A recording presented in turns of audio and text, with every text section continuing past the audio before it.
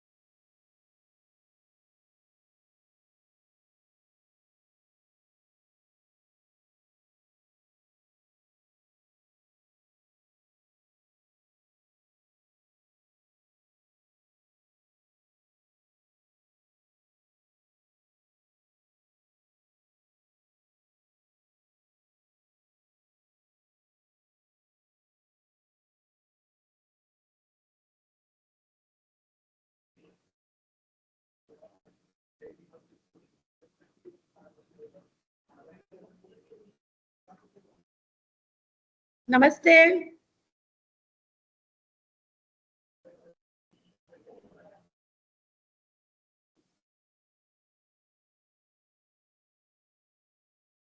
मेरी आवाज आ रही है आप सभी के पास? Yes ma'am. Thank you ma'am, thank you.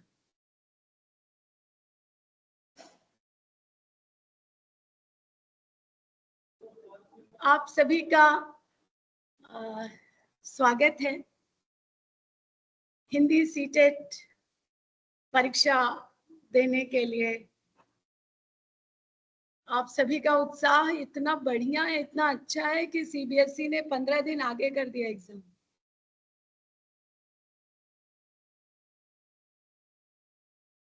ख्याति मिस, आपकी परमिशन हो तो शुरू करूं?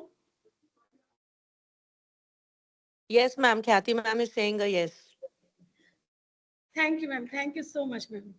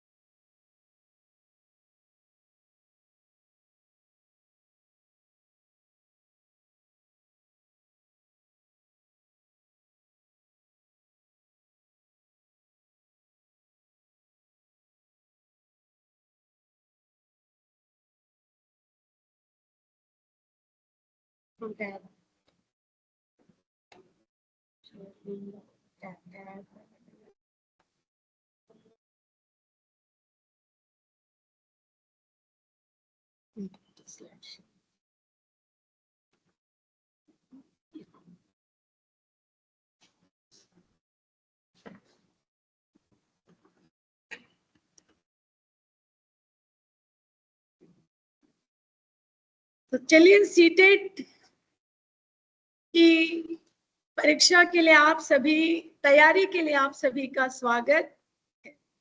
सो सीटेट 2024 की जो परीक्षा है उसी के लिए थोड़ा सा हिंदी में, खासकर हिंदी में जो लोग फॉर्म भर रहे हैं, जिनको कुछ कठिनाई है, उनके लिए आज का ये सीटेट ख्याति मिस की आज्ञा से आज के दिन हम ये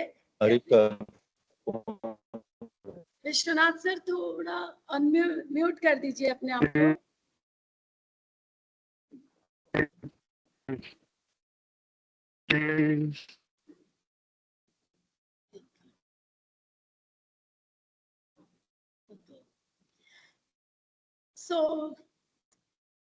ये परीक्षा जो है ये सीबीएसई द्वारा की जाती है, ऑर्गेनाइज की जाती है, इसलिए सीबीएसई, हमारा स्कूल जो विद्यालय जो है सीबीएसई से अफिलिएटेड है, इसलिए हमें भी ये एग्जाम करना है। चलिए आगे चलते हैं। सीटेट 2024 परीक्षा की जो प्रमुख बातें, इसका हिंदी में अगर नाम क्या होगा तो हिंदी में है ये केंद्रीय विश्वनाथ सर अपना माइक ऑफ कर दीजिए।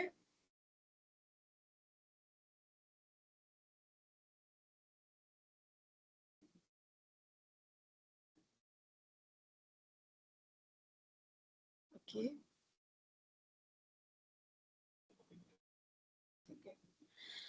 संचालन, इसे संचालित कौन करता है? सीबीएसई करता है। ये परीक्षा जो है राष्ट्रीय स्तर पर होती है, साल में 2 बार होती है, एक बार जुलाई में होती है, दूसरा जो है वो दिसंबर में होती है, लेकिन कभी कभी लेट करते करते सीबीएसई जो है वो, ऐसा जरूरी नहीं कि जुलाई में ही सीमित रह जाए, थोड़ा आगे भी बढ़ जाता है।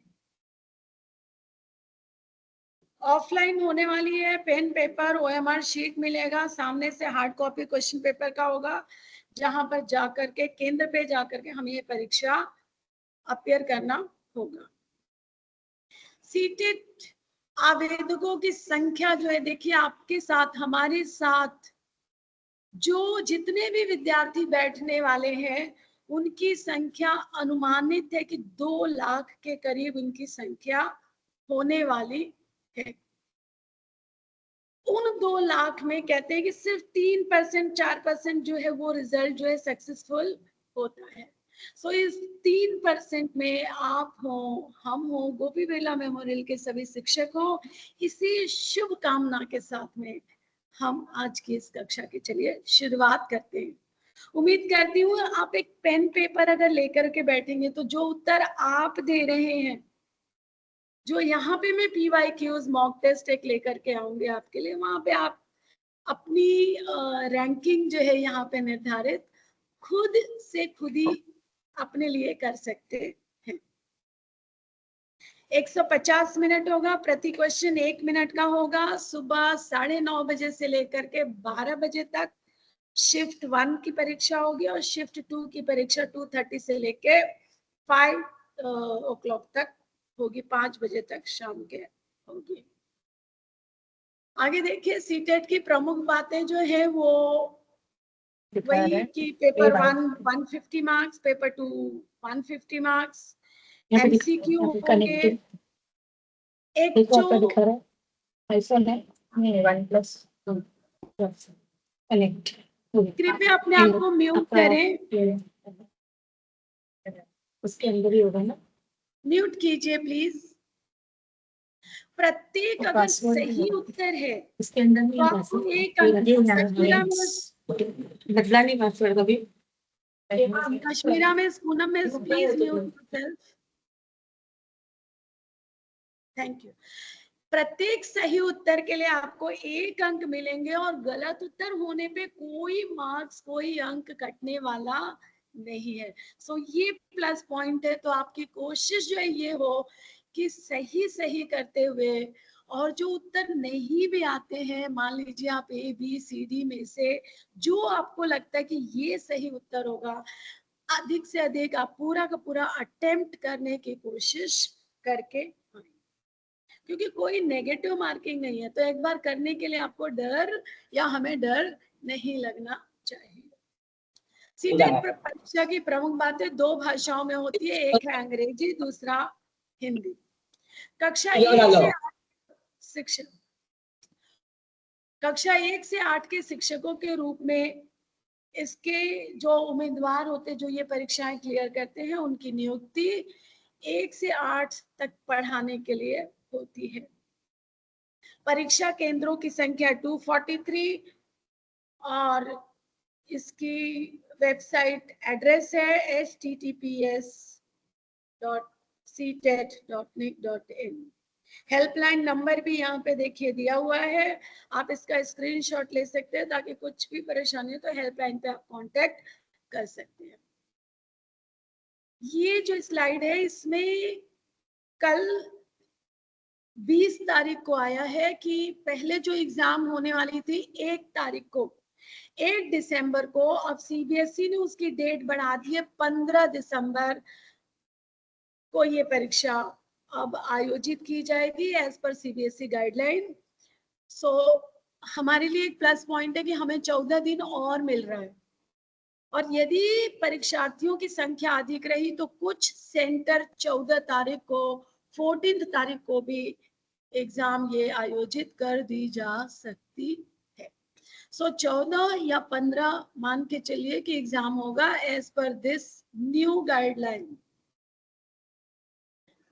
सीटेट ऑनलाइन फॉर्म कैसे, बहुत से लोगों ने फॉर्म भर चुके हैं तो बहुत अच्छी बात है।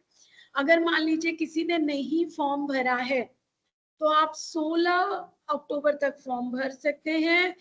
उसके लिए आपको CTET.nic.in वेबसाइट पर जाएं, आवेदन का जो लिंक है उस पर क्लिक करें, नया पंजीकरण न्यू रजिस्ट्रेशन करके साइट है उस पर क्लिक कीजिए, विवरण देखिए, जो भी चीजें भरने की है, इंफॉर्मेशन जो भी विवरण डालने के हैं उसे डालिए, क्लिक करते हुए आगे बढ़िए और आवेदन पत्र भरे, व्यक्तिगत जानकारी, आपका नाम, आपका आधार कार्ड, ये सब पास में रख के भरें, अपना मोबाइल फोन पास में रखें क्योंकि OTP आपके मोबाइल पर आएगा, संपर्क मोबाइल कौन सा डालने का है, शैक्षणिक विवरण, ये सारी जानकारी होगी।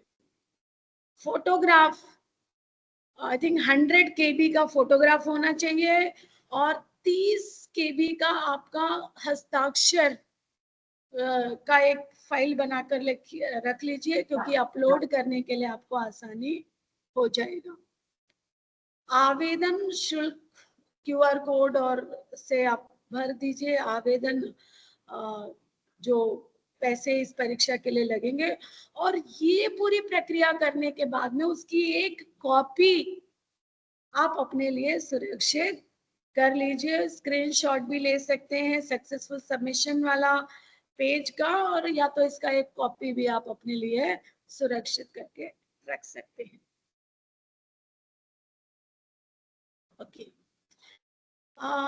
इस जो फीस है वो 1000 है एक सब्जेक्ट के लिए, 2 सब्जेक्ट यदि आप अपियर कर रहे हैं तो 1200 है और ST SC दिव्यांग जो है उनके लिए 500 और 2 पेपरों के लिए 600 है। चलिए, सीटेट आवेदन पत्र सुधार, कभी कभी क्या होता है, गड़बड़ी में कुछ इंफॉर्मेशन होती है जो हम गलत भर देते हैं।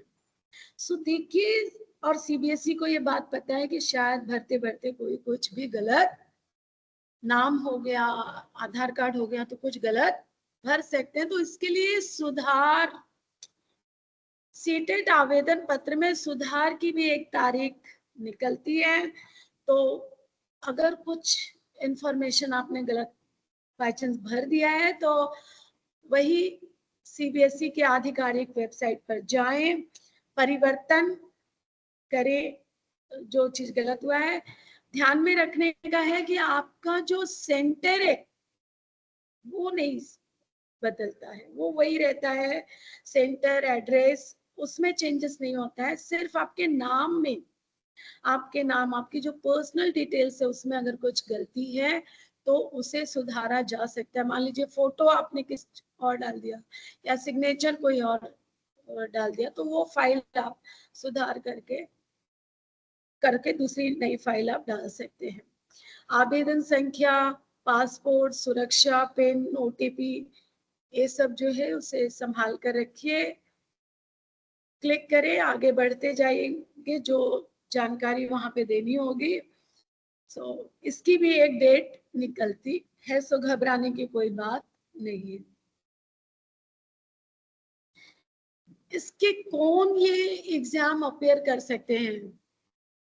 मान लीजिए कोई टीचर से जो अभी भी BEd के लिए फॉर्म भरने वाले हैं या BCom, BA, BSc करने की तैयारी में है, लेकिन मान लीजिए जॉब लग गई है, तो आप कब ये कर सकते हैं? 12वीं कक्षा में 50% होने चाहिए और आपने स्नातक यानी बैचलर की पढ़ाई पढ़ने के लिए आपने अपने आप को एनरोल कर दिया है, तो आप इस परीक्षा को दे सकते हैं।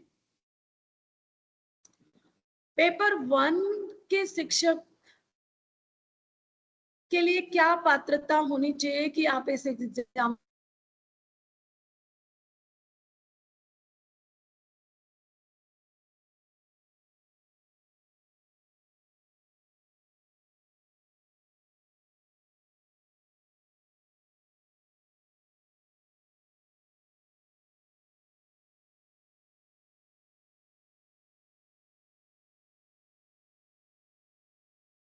यानी 12वीं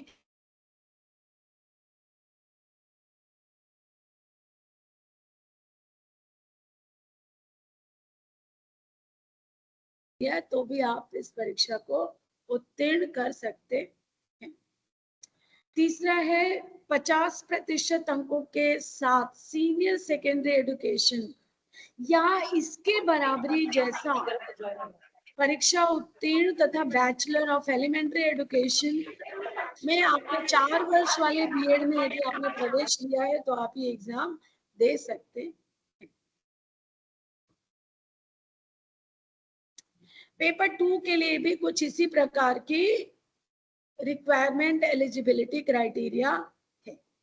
अगर आपने कोई डिप्लोमा एलिमेंट्री एजुकेशन में 2 साल वाली अवधि में प्रवेश लिया है, 50 अंकों से आप बीए पास कर चुके हैं तो आप एडमिशन इस सीटेट की परीक्षा के लिए आवेदन कर सकते हैं।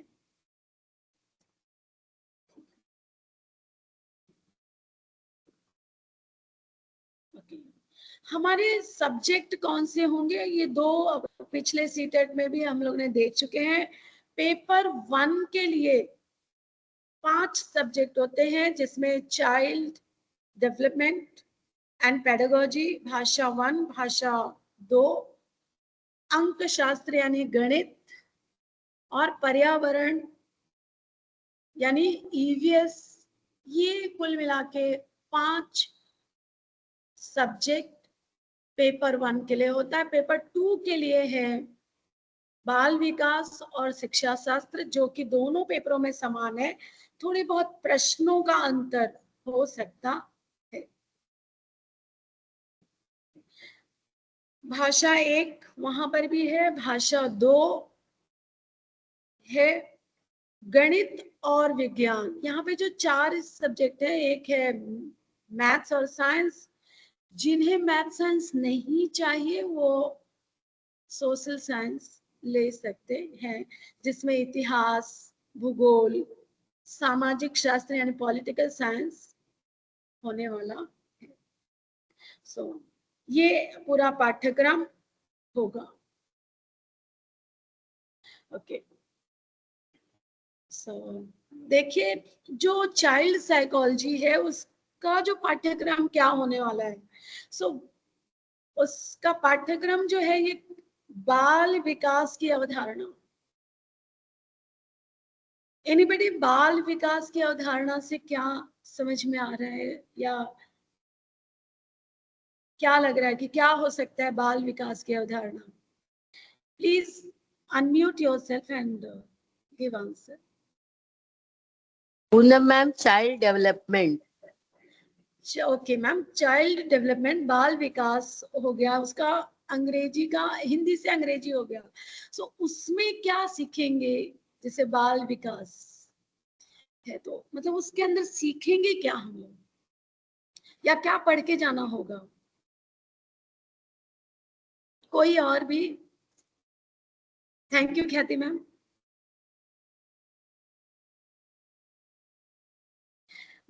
बाल विकास की अवधारणा, ओके, हम एनीबडी एल्स? चलिए ठीक है, कोई बात नहीं। बाल विकास में जन्म से लेके 2 साल की उम्र, 2 साल से लेके 7 साल की उम्र, 7 साल से लेकर के 11 या 12 साल की उम्र से लेकर के 18 साल तक, इन बच्चों के अंदर, खासकर हमारे जो स्कूल के बच्चे हैं सीटेट वाले, जो 11 साल तक 12 साल तक की जो उम्र है उसमें क्या डेवलपमेंट होता है, कौन सी उम्र के किस पड़ाव पर बच्चा क्या चीज बोलता है,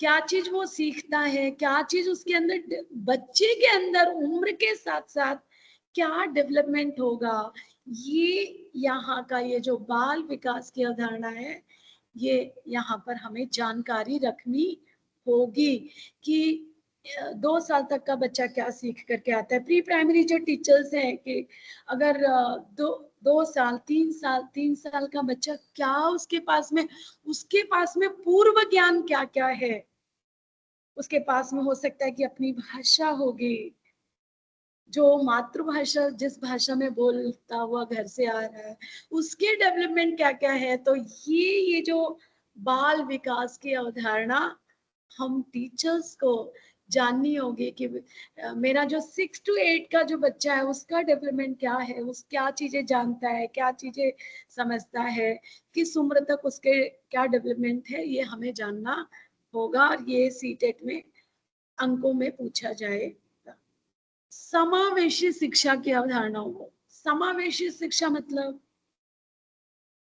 प्लीज गिव योर इनपुट, क्योंकि मुझे यहाँ से कुछ भी दिखाई नहीं दे रहा, जो आप बोलोगे मैं वही सुन सकूंगी आप लोग की बातें।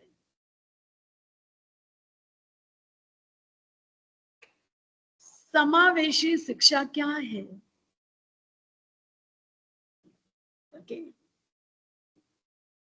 ओके, समावेशी शिक्षा यानी inclusive education. What is inclusive education?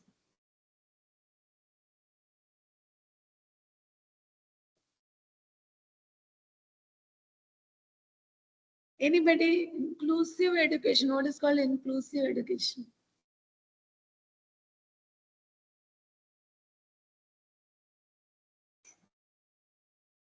मेरी आवाज नहीं आ रही है आप लोगों के पास?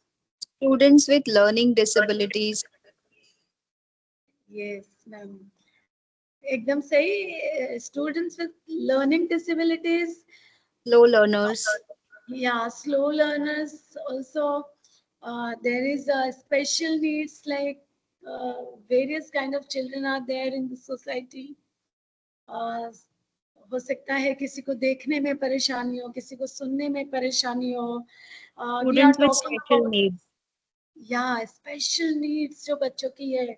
हो सकता है कोई थर्ड जेंडर का चाइल्ड हमारे पास में आ रहा हो, उसकी डेवलपमेंट क्या है, उस तो हर प्रकार के बच्चे को स्कूल से जोड़ना है और उसमें क्या क्या उसकी जरूरतें हैं, ये हमारे चाइल्ड डेवलपमेंट में हमें बच्चों से डील करते हैं, तो हमें ये बातें पता होनी चाहिए. और सीटेट पे इस पे कुछ क्वेश्चंस आएंगे.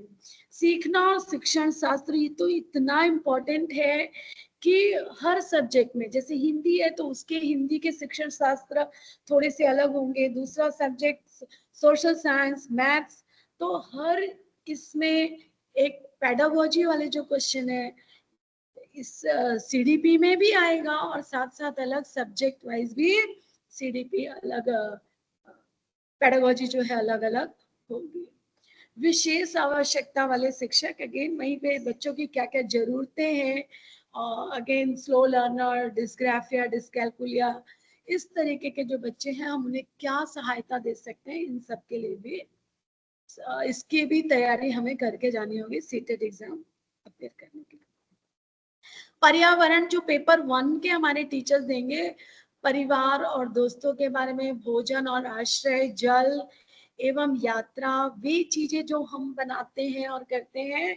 और ईवीएस का शिक्षा शास्त्र, अगेन ईवीएस की कैसे पढ़ाएं, उसकी पेडागोजी, ये हमारे पूरे ईवीएस के पाठ्यक्रम जो पेपर 1 के लिए है उसका पाठ्यक्रम ये है. गणित की शिक्षा के लिए पेपर 1 और पेपर 2 दोनों में आएगा.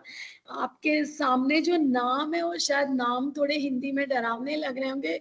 बीज गणित यानी कि अरिथमेटिक, क्षेत्रफल, क्षेत्रमिति, एरिया, ज्यामिति यानी ट्रिग्नोमेट्री, औसत, एवरेज, लाभ हानि, गणित की पेडागोजी क्या क्या है, संख्या प्रणाली, numbers, dealing with numbers, all types of numbers, सरलीकरण, उसको कैसे सवाल जो दिए हैं उसको सरल करके कैसे उसको सॉल्व करना है, परसेंटेज, अनुपात, रेशो, समय और कार्य, कौन से समय में कितने घंटे में क्या काम होता है। आई थिंक इस तरीके का प्रश्न पत्र है। गति और दूरी, स्पीड और दूरी जो है गणित के ये पाठ्यक्रम में होगा। सामाजिक विज्ञान में इतिहास, भूगोल, सामाजिक शास्त्र, पॉलिटिकल और अर्थशास्त्र तथा जीके और सामाजिक अध्ययन शिक्षण शास्त्र, ये हमारा सोशल साइंस जो कि पेपर 2 के लिए है सिर्फ। और जो लोग गणित और विज्ञान नहीं लेकर के सोशल साइंस लेंगे उनके लिए ये पाठ्यक्रम ग्रेड 6, ग्रेड 7, ग्रेड 8 की जो सोशल साइंस का पाठ्यक्रम है, हमें उसकी तैयारी करनी होगी। विज्ञान पाठ्यक्रम, खाद्य सामग्री अगेन 6th स्टैंडर्ड में है। फूड, खाद्य सामग्री, चीजें कैसे काम करती हैं, चलती हुई चीजें, लोग और विचार, प्राकृतिक संसाधन, जीवितों की दुनिया, सजीव लाइफ फुल जो चीजें हैं उनकी अध्ययन, और अगेन विज्ञान का शिक्षण शास्त्र क्या है, कैसे।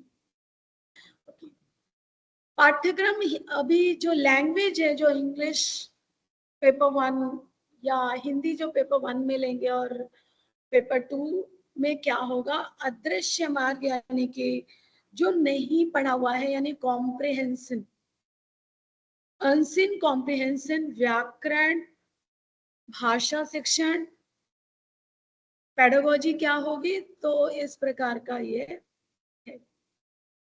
Question paper. ये जो पेपर 1 और पेपर 2 है, जो भाषा है, ऑलमोस्ट समान है, लेकिन फिर भी इनके प्रश्नों में थोड़े से अंतर आएंगे, ऐसा सीटेट सीबीएसई कहता है कि थोड़ा अंतर होगा पेपर 1 और पेपर 2 में। कैसे तैयारी करें, कैसे करें। मेरे पहले जो 2 वर्कशॉप हो गया, उन्होंने बहुत अच्छे से समझाया कि स्कैफोल्डिंग कीजिए, एक दूसरे का साथ, एक दूसरे को चलते उठते बैठते भी प्रश्न पूछिए। आई थिंक वो जो है तरीका बहुत अच्छे से काम करेगा कि कैसे हम तैयारी करें। सो यहाँ पर जो कुछ मुद्दे जो हमें सीबीएसई ने दिया होता कि अच्छे से आप रणनीति बना लें, एक अच्छे से रणनीति बना लें, एक एक दिन में कौन से पाठ्यक्रम कर लेना है, उस तरीके से आप काम चालू करें। उम्मीदवारों को सबसे पहले नवीन पैटर्न तो ऑलमोस्ट हम सब देख ही रहे हैं, बहुत सारी किताबों में भी उपलब्ध है और सीबीएसई की वेबसाइट पे, सीटेट की वेबसाइट पे भी दिया हुआ है। ओके, जितना अधिक हम पीवाईक्यू सॉल्व करेंगे, प्रीवियस ईयर क्वेश्चन पेपर, जितना अधिक मॉक टेस्ट देते रहेंगे, मॉक टेस्ट देते देते एक पूरी संकल्पना हमारी तैयार हो जाती है कि किस तरीके का प्रश्न पत्र होने वाला है, आने वाला है। तो और यही पीवाईक्यू सॉल्व करते करते हमें भी पता चल जाता है कि ठीक है, कौन सा सब्जेक्ट है जिसमें हमें ज्यादा जरूरत है तैयारी करने की। ओके, सीटेट में कितने मार्क्स लाना है कि हम पास हो पाएंगे। सो कम से कम 150 अंकों में से 90 अंक लेकर के आना है, जिसका प्रतिशत में 60 है, 60% होता है, और 82 मार्क्स जो है अनदर रिजर्व कैटेगरी के लिए है 82 मार्क्स, और उनका पासिंग परसेंटेज होना चाहिए 55%, 55%। ओके, कौन सी किताबें ले हम। मैं किसी भी किताब का मुझे कोई प्रचार नहीं करना है, बट इस तरीके की किताबें मार्केट में, बाजार में उपलब्ध है, जिसकी मदद आप लेकर के परीक्षा की तैयारी आप कर सकते हैं। ठीक है, बुक्स एंड पब्लिशर्स, अगेन बहुत सारे पब्लिशर्स हैं, उसमें आरिहंत सबसे ज्यादा है। किरण पब्लिकेशंस इज आल्सो देयर। बहुत सारे लोग यूट्यूब पर अपने चैनल्स पर भी नोट्स प्रोवाइड कर रहे हैं, तो आपको जहां से भी लगता है सही है वहां से आप पढ़िए। लेकिन जो किताबें हैं, जो 1 to 5 ग्रेड की किताबें हैं या 6th 7th 8th की पेपर 2 के लिए जो किताबें हैं, वो जितना आप पढ़ के जाएंगे उतना आपका कॉन्सेप्ट क्लियर होगा, न केवल एग्जाम में बल्कि एग्जाम के बाद भी।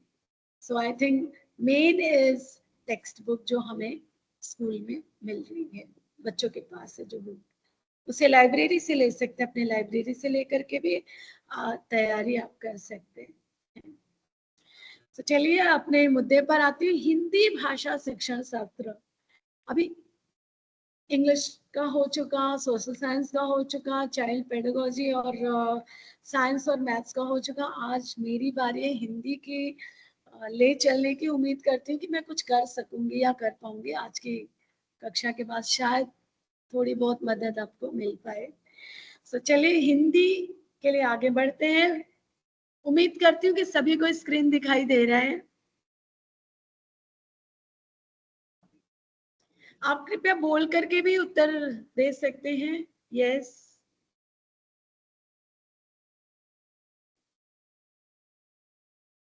ठीक है। तो चलिए हम आगे बढ़ते हैं। भाषा क्या है? जो लोग सुपरविजन करके आए उनका खाना पीना भी हो गया होगा, तो कृपया सहभागिता अपनी दिखाएं कि भाषा क्या है।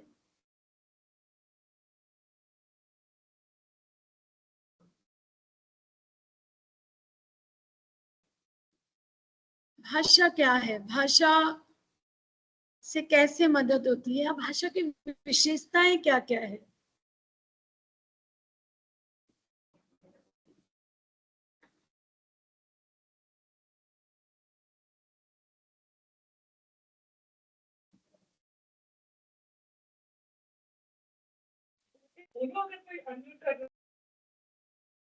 भाषा क्या है?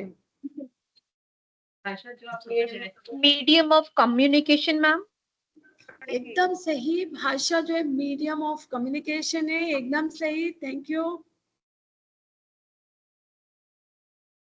किसे कहेंगे भाषा? भाषा क्या है? Medium of communication. Yes, very correct. Any other response? Ma'am भाषा बोल के भी हो सकती है, अलग जाति से भी हो सकती है। जैसे छोटा बच्चा रो के भी अपनी माँ को कुछ बता देता है, वो भी एक भाषा है। और कुछ सिंबॉलिक ड्राइंग किए हुए हैं जो कुछ जगह पे दिखाई देते हैं और बताया जाता है, जहाँ पे शब्द नहीं लिखे, वो भी एक भाषा है। So that is also communication. Yes ma'am, Kashmira ma'am बिल्कुल करेक्ट कि वो भी भाषा है। बच्चा रो के बताता है, सो उसका रोना भी एक भाषा है। और कहीं पे हमें सिग्नल दिखाई देता है कि यहाँ से बढ़िए, आगे जाइए, जो तो वो भी एक भाषा है। तो भाषा ये है। भाषा की वजह से क्या मनुष्य की प्रगति होती है? Yes, ma'am. हाँ, yes Vaishali ma'am. Yes, ma'am. Definitely. Yes ma'am, कैसे होती है भाषा की वजह से प्रगति?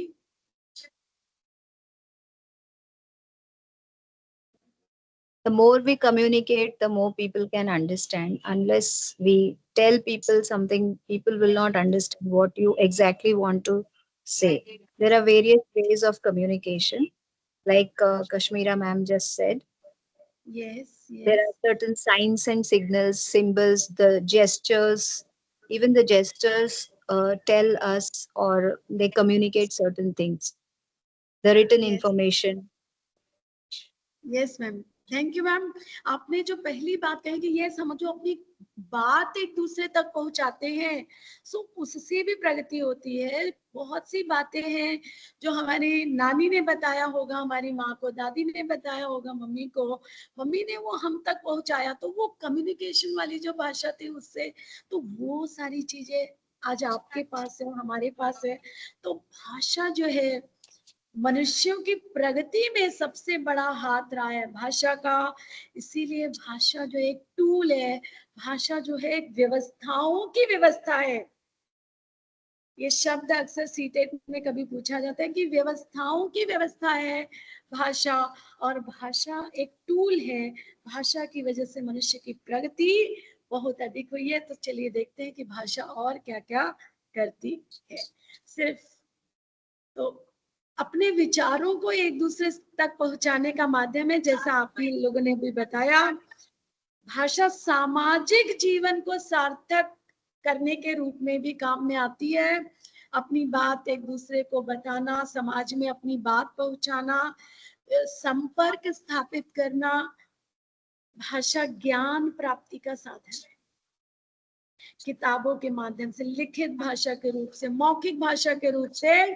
सो भाषा ज्ञान प्राप्ति के साधन के रूप में बहुत महत्वपूर्ण है। बच्चों ने पैराग्राफ अच्छा लिखा है सर। ये भाषा की बात। सरिता यादव मैम या कोई और, प्लीज म्यूट योरसेल्फ। भाषा साहित्य, कला, संस्कृति और सभ्यता को विकसित करने में सहायक होती है, सहायक रूप में देखी जाती है। कला साहित्य, जो चीजें वेदों से चली आई, परंपराओं से चली आ रही, ज्ञान पद्धति। सो भाषा साहित्य, कला, संस्कृति, सभ्यता को एक पीढ़ी से दूसरी पीढ़ी तक पहुंचाने में बहुत ही सहायक है। एक टूल है, एक यंत्र है मनुष्य के हाथ में अपनी बात कहने की, सदियों के ज्ञान को ग्रहण करने की। भाषा बहुत ही सहायक होती है। भाषा, हर एक भाषा की अपनी एक लिपि होती है, स्क्रिप्ट होती है, जिसे हम लिखित भाषा, लिखित रूप कहते हैं। क्या कोई भी भाषा किसी भी लिपि में लिखी जा सकती है?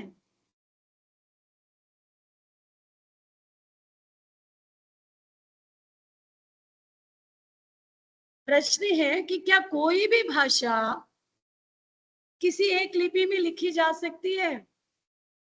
हाँ ना, कुछ भी है चैट बॉक्स में लिख करके डाल दीजिए। Yes, I got answer. Kumudini miss ने दिया है यस, रोहिणी मिस ने दिया है यस, अरविंद सर ने बोला है हाँ आ सकती है। स्पेसिफिक लिपि रिक्वायर्ड होती है, यस।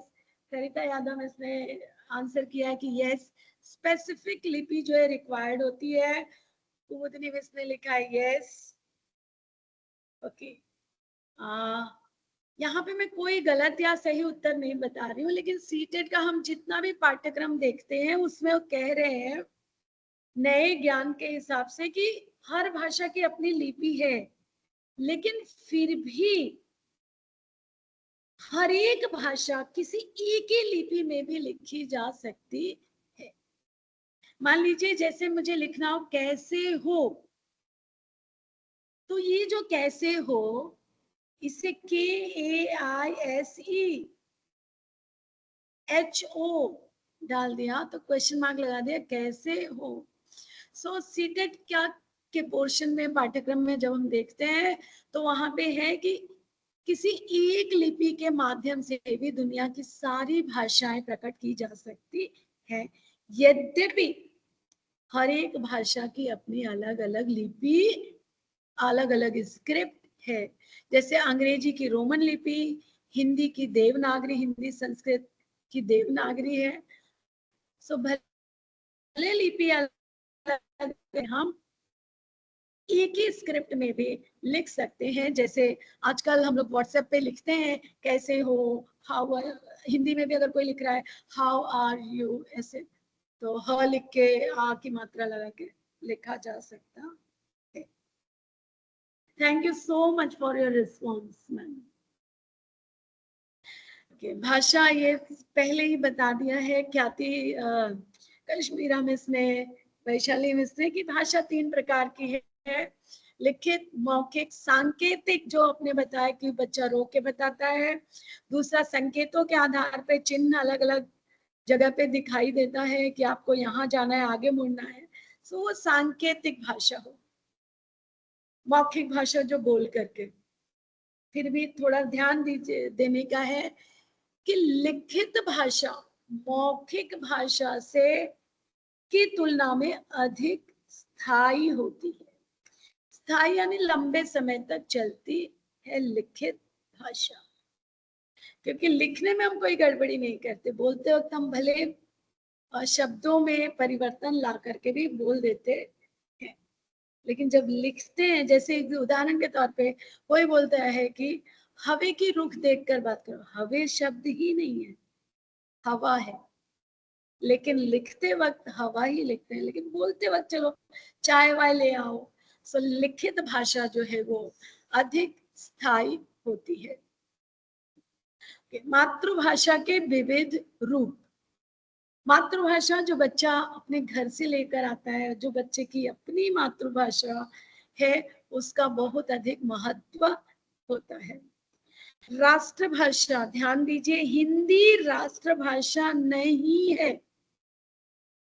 हमारे संविधान के अनुसार, हो सकता है कि सीटेट में एक प्रश्न आए कि राष्ट्रभाषा कौन सी है, और उसमें संस्कृत, हिंदी, अंग्रेजी दे करके नीचे ऑप्शन में आए कि कोई नहीं, इनमें से कोई नहीं, तो इनमें से कोई नहीं को आप टिक मार्क करेंगे, क्योंकि राष्ट्रभाषा हमारे संविधान के अनुसार कोई भी भाषा राष्ट्रभाषा नहीं है। आधिकारिक तौर पे 22 राष्ट्रभाषाएं हैं, और सॉरी राजभाषा है, कार्यालयी भाषाएं हैं 22, उनमें से है 4 अपने साउथ की है, तमिल, तेलुगु, कन्नड़, मलयालम, ये 4 वहां की हो गई। संस्कृत, संथाली, संतली, सिंधी, सा को आप एक साथ कर लीजिए तो याद करने में आसानी हो जाएगा कि ये 22 भाषाओं में से कितनी भाषाएं हैं। फिर असमी, उर्दू, कश्मीरी, कोंकणी, पंजाबी, ओडिया, बंगाली, गुजराती, मराठी, बोडो, मणिपुरी और उर्दू, कुल मिला के 22 आधिकारिक भाषाएं हैं जिनको राजभाषा का दर्जा या ऑफिशियल लैंग्वेज उस राज्य के अंदर प्राप्त है। भारत 1963 के OLA यानी ऑफिशियल लैंग्वेज के तहत आर्टिकल 343(1) के अनुसार हिंदी भारत की राजभाषा है। राजभाषा है, राष्ट्रभाषा नहीं है। मानक भाषा, शिक्षा व कार्यालय भाषा के रूप में हिंदी का प्रयोग किसी भी राज्य में, अगर वहां राज्य में अधिक बोलने वाले हैं तो वहां की भाषा हो सकती है, राज्य कर सकता है अपने तौर पे। यहां तक जो भी हमने किया, किसी को कुछ डाउट है?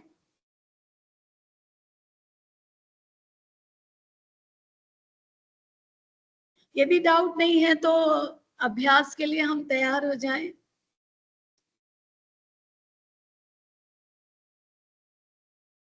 Okay, no doubt. कुछ डाउट है किसी को, कुछ प्रश्न, कोई अड़चन अब तक जो हमने किया उसके ऊपर है तो आप पूछ सकते हैं, नहीं तो हम अभ्यास कार्य शुरू करते हैं। अपना एक पेन पेपर ले लो, गलत सही जो भी, आप अपना पेपर खुद ही जांचने वाले हो। पहला प्रश्न रखूं आपके सामने, चैट बॉक्स में आप मेरे को थम्स अप कर सकते हो।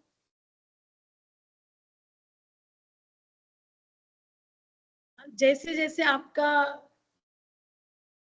रेस्पॉन्स मिलेगा वैसे मैं आगे बढ़ूंगी।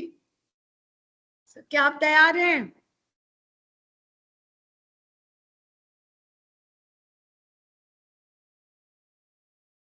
ओके, मेरे पास में आ चुका है, रोहिणी मिस ने यस बोल दिया है। सो हम चलिए शुरुआत करते हैं। आपका पहला प्रश्न ये रहा आपके सामने, स्क्रीन पहुंच गया। पहला प्रश्न है, बालक की प्रकृति के अनुकूल विचार विनिमय का श्रेष्ठतम साधन है। Come on, answer very good. I have received so many A answer. Rohini miss ने ए दिया है, कश्मीरा मिस ने ए दिया है, सरिता मिस, पूनम के मैम, वैशाली मैम ने सबने ए दिया है.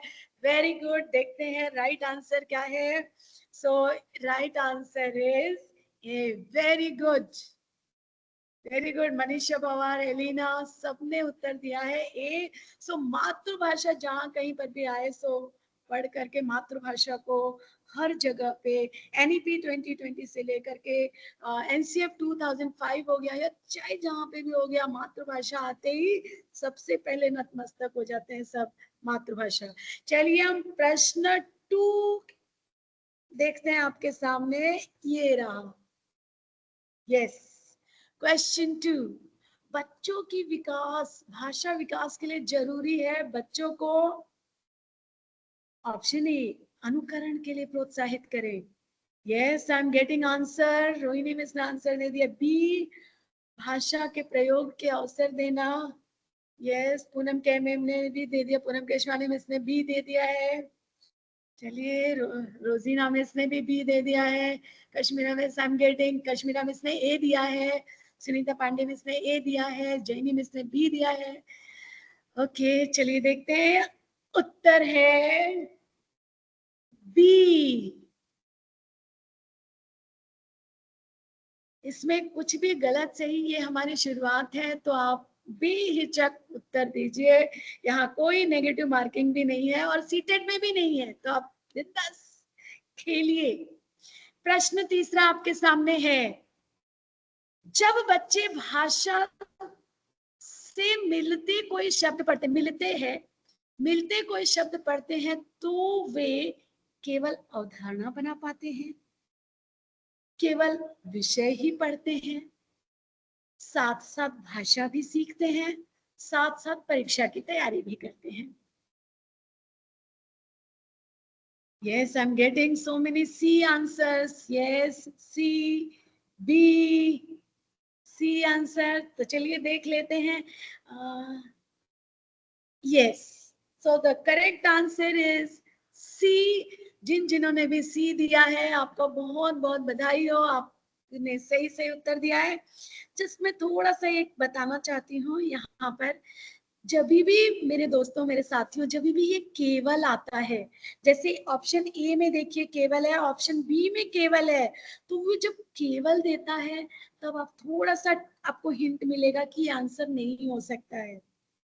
ठीक है, वहां पे क्योंकि केवल करके उसको सीमित कर देते हैं, उस आंसर को, उसके दायरे को सीमित कर देते हैं, इसलिए केवल वाला जो आंसर होता है आपको थोड़ा आइडिया मिलेगा कि इस तरीके के केवल वाले उत्तर में ध्यान दें आप. ठीक है, चलिए सी वाला उत्तर सही था आप लोगों का. नेक्स्ट क्वेश्चन आपके सामने है. यस, पढ़कर समझना कुशलता का विकास करने में सबसे कम महत्वपूर्ण है. सो देखिए ये प्रश्न नकारात्मक है. समझना कुशलता का विकास करने में सबसे कम महत्वपूर्ण वाला आंसर अपने को चुनना है. So I am getting answer C. कहानी का अंत बदलवा देना. Okay, I am getting D. कहानी पर आधारित व्याकरण समझाना. डी. साजिदा में इसने डी आंसर दिया है. Unknown somebody C. D. B, I am getting B also. Very good. B. Kashmira miss A. D. Sakshi miss ने डी दिया है. Very good. आपका रिस्पॉन्स देख के मुझे बहुत खुशी हो रही है, मैं बता नहीं सकती. चलिए इसका उत्तर देख लेते हैं. आपके सामने है डी. क्यों ये डी है, जरा इसका विश्लेषण कर लेते हैं. डी उत्तर सही है. जिन्होंने भी डी दिया है आप अपनी पीठ थपथपा सकती हैं.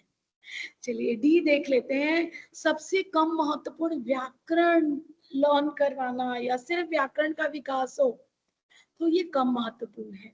उससे अधिक महत्वपूर्ण मतलब है कहानी का अंत बदलवाना इज ऑल्सो बेटर ऑप्शन. प्रश्न बनवाना भी ठीक है, बच्चा कहानी समझेगा, प्रश्न बना सकेगा, उसकी एनालिटिकल चीजें आएंगी, फिर भाषा को अपने शब्दों में कह पाएगा, तो ये सब में अधिक महत्वपूर्ण है. He is learning more skills in ABC then D वाले से। सो डी जो है इसका महत्वपूर्ण वाला आंसर सही है। चलिए, यहाँ तक आपने जो मार्क्स दिया है उसको जोड़ के रखिए, आगे जो हम लोग करेंगे उसमें भी जोड़ना है। आगे भी मैं बहुत सारे क्वेश्चन लेकर के आई हूँ। अब ये जो टॉपिक है बहुत इंपॉर्टेंट है, भाषा अर्जन एंड भाषा अधिगम। इसका अंग्रेजी में है एक्विजिशन, लैंग्वेज अर्जन, एक्विजिशन, लैंग्वेज अधिगम यानी लर्निंग। सो देखिए ये दोनों टर्म्स क्या क्या है, ये दोनों टर्म किस प्रकार से अधिक है। आप लोगों में से लोगों ने पढ़ाई शुरू कर दी है, सो कोई अगर अपना प्रतिसाद देना चाहता है, रिस्पॉन्स देना चाहता है, तो please unmute yourself and give your input.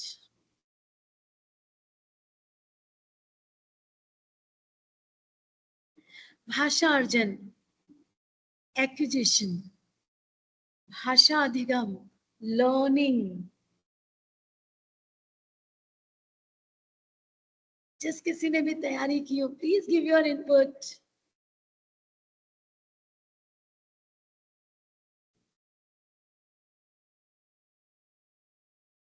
Okay, Poonam Singh ma'am, मेरा एक Yes, प्रश्न है, भाषा अर्जन का मतलब क्या होता है? हाँ मैम, भाषा एक्विजिशन, एक्विजिशन दिया है, भाषा Thank you, एक्विजिशन ma'am. का है। हाँ, और Thank you, भाषा, ma'am. अच्छा, और भाषा अधिगम यानी भाषा को लर्निंग, भाषा लर्निंग, लर्निंग करके जो सीखनी पड़े। सो चलिए ठीक है, आगे देख लेते हैं, इसके ऊपर भी क्वेश्चन है। सो एक एक जो पीपीटी है उसको आप ध्यान से देखें, इसके ऊपर प्रश्न है। सो भाषा अर्जन क्या है? भाषा एक्विजिशन, और इसके आधार पे जो हम प्रयत्न करके सीखते, प्रयत्न करके नहीं सीखते, जो आराम से आ जाती है, जो हमारी मातृभाषा है। जैसे हमको किसी ने हिंदी सीखने के लिए स्कूल नहीं जाना पड़ा था। जब मैं स्कूल भी गई थी मुझे बचपन से हिंदी आता था। आप लोगों, अगर आप गुजराती हैं, मराठी है, तो आपको बचपन से वो भाषा आती थी। सो वही है आपकी भाषा अर्जन, भी एफर्टलेसली आपने सीख लिया था। सो ये थी स्वाभाविक प्रक्रिया, वातावरण में ऐसा था। मम्मी बोलती भी थी, मम्मी ने हम जब बचपन में रोए होंगे चुप कराने के भी हमारी वही भाषा रही होगी। एंड बिना कोई स्कूल गए, बिना किसी क ख ग सिखाने से पहले ही हम वो भाषा सीख करके आए थे, भाषा में अच्छे से बोलचाल करते थे। सो ये है भाषा अर्जन, भाषा एक्विजिशन। सहज प्रक्रिया है, अवचेतन, बिना एफर्ट, बिना किसी एफर्ट के ही हम इस भाषा को सीख जाते हैं। और ये मातृभाषा से संबंधित है। स्पेशली चिल्ड्रन अपनी जो बचपन की भाषा है वो ऑटोमेटिक सीख जाते हैं। क्या सिर्फ एक ही भाषा बच्चे सीख पाते होंगे?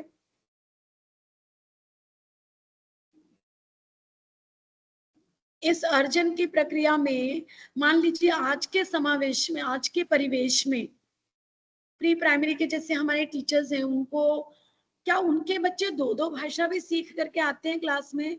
मान लीजिए मराठी सीख के आते हो, हिंदी भी सीख के आते हैं, बोलते हो, लिखते तो नहीं होंगे definitely. Poonam ma'am, yes ma'am, yes ma'am. Poonam ma'am, जो हाँ, छोटे बच्चे होते हैं ना, हाँ, दे हैव हाँ, एन इननेट एबिलिटी, उनके अंदर वो रहता है एबिलिटी कि वो 3, 4, 5 भाषाएं, जितनी भाषा उनके एनवायरनमेंट में है, like the lady, the housekeeper is speaking in one language, father is speaking in another language, mother is speaking in a third language, okay, and suppose the neighbor is speaking in a fourth language, he or she can pick up all 4 languages without any effort, effortlessly. So छोटे बच्चों में ये ज्यादा रहता है। एकदम correct ma'am, एकदम सही। आपने पूरा भाषा अर्जन ही समझा दिया कि जो छोटे बच्चे हैं, अगर जैसे मान लीजिए जो इंटरकास्ट मैरिजेस होती है उसमें बच्चे मराठी, एक पक्ष जो है मराठी बोलता है, दूसरा पक्ष जो है गुजराती बोलता है, तो बच्चे को ऑटोमेटिक मराठी भी आ रही होती है, उसे गुजराती भी आ रही होती है, हिंदी स्कूल में इधर उधर से बोलते बोलते वो सीख लेता है। अपनी एक स्टूडेंट है जो अभी 10th में है, साउथ इंडियन से, जब वो 8th ग्रेड में आई थी तो उसको हिंदी बोलने में तकलीफ होती थी। अब वो फराटेदार हिंदी बोलती है। सो परिवेश से भाषा अर्जन एफर्टलेसली जिसे सीखा जा सके, और इसे भाषा अर्जन कहते हैं। मातृभाषा से लेकर जो एनवायरमेंट में जो भाषा है वो भाषा वो अर्जन है। नेक्स्ट, भाषा अधिगम जिसको कोशिश करके सीखनी पड़े, जिसको किताबों से हम सीखते हैं। क्या अंग्रेजी हमारी अधिगम वाली भाषा रही है कि अर्जन वाली भाषा रही है?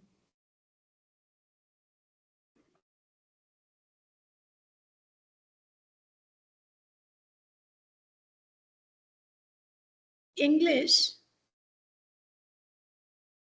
को हमने अधिगम के द्वारा सीखा, अधिगम के द्वारा सीखा है। सरिता यादव इसने उत्तर दे दिया, अधिगम के द्वारा सीखा है हमने ये भाषा। अधिगम, यस, इसको एफर्टलेसली हमने लर्न किया है। हम देखते हैं, देखिए हम भी वैसे ही सीख रहे हैं पढ़ने के माध्यम से। बचपन से मम्मी पापा बोलते थे न्यूज़पेपर, रीड न्यूज़पेपर। यस, तो हमारे समय में न्यूज़पेपर था तो रीड न्यूज़पेपर।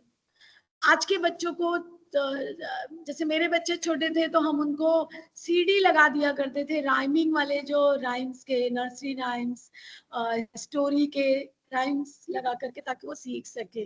सो वहां पे उस अधिगम को एफर्टलेस बच्चे सीख सके, इसलिए अर्जन बनाने के लिए हम उसको सीडी लगा करके, बहुत सारी किताबें उपलब्ध करवा के उसको हम सिखाया करते थे दूसरी भाषा के रूप में।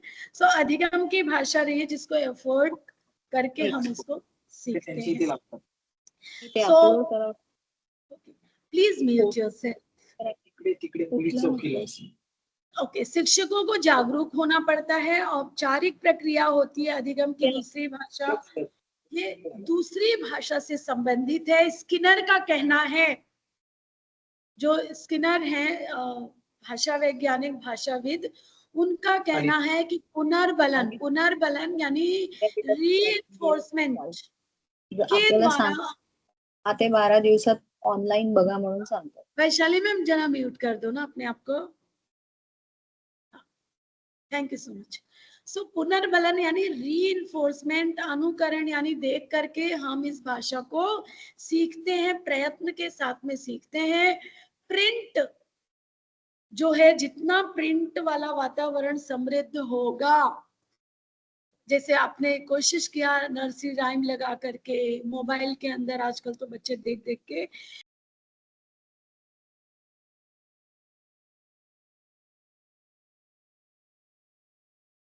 आसान बनाने के लिए प्रिंट और हमारे आसपास एक समृद्ध वातावरण तैयार करेंगे तो बच्चा अनेक भाषाएं सीख सकता है। और जितना बच्चा छोटा है उतनी अधिक भाषाएं सीख सकता है। बड़े होने के बाद में ये अधिगम की जो पावर है ये थोड़ी कम होने लगती है। वो एक छोटा एक बड़ा दिख रहा है, ठीक है, ओके। भाषा अर्जन, भाषा अधिगम, ये जस्ट दोनों का अंतर है। एक को एफर्टलेसली, स्वाभाविक, अनौपचारिक रूप से हम सीख पाते हैं, मातृभाषा है, और दूसरी यही प्रयास पूर्वक सीखा जाता है। अच्छा, जो चाइल्ड डेवलपमेंट के स्टेजेस कौन कौन से हैं, कौन से स्टेज पे? बाल विकास, सीखने का कौन सा स्टेज है? कूकना कब सीखता है बच्चा? कूइंग, वैज्ञानिकों के हिसाब से जब वो 6 सप्ताह का होता है, 6 वीक का चाइल्ड है, वो कूइंग करता है, कूकता है। बैबलिंग जो है वो 6 मंथ तक बच्चा करता है।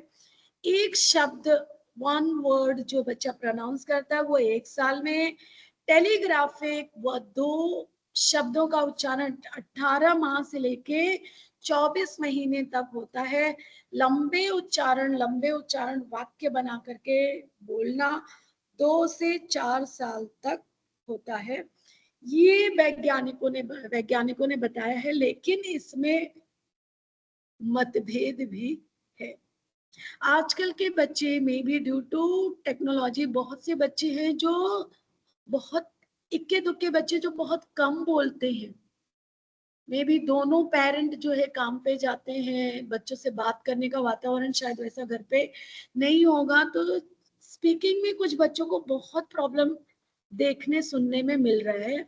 और वही दूसरी तरफ 1 साल में बच्चा इतना बोलने लग रहा है कि बाप रे, इतना मतलब डेवलपमेंट भी हो रहा है। सो अलग अलग